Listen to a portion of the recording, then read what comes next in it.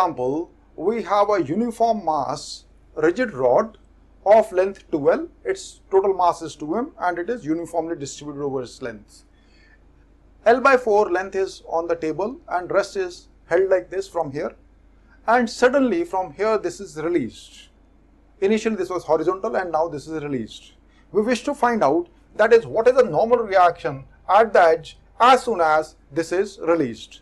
So obviously the first thing is to draw the force diagram of this rod. So this is the force diagram of this rod. Total length is 2L. Center of gravity, total weight will be acting at center of gravity. Its weight will be acting at center of gravity, that is L this side, L this side, mg will be acting here. This distance is L by 4. So from here to here, the distance is L minus L by 4, that is 3L by 4. Now we see that there are no forces which are being applied along the x-axis, and this is only a kind of a force along the y-axis only. So let's talk about forces along the y-axis only. Along the y-axis, obviously center of mass will be coming down. So we can write the equation, that is mg minus n, these are only two forces, is equal to mass into acceleration of center of mass. That will be going like this, right? This will be the axis rotation, and now this whole rod shall be rotating about this.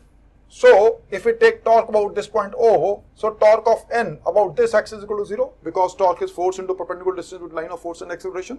So torque of this about this axis is equal to 0, and torque of this force, obviously it will try to rotate it this way, that is mg into 3L by 4, that is torque, but torque is also equal to I into alpha, that is I about O. If we find about I about O, we know that is about the center, the formula was ml square by 12.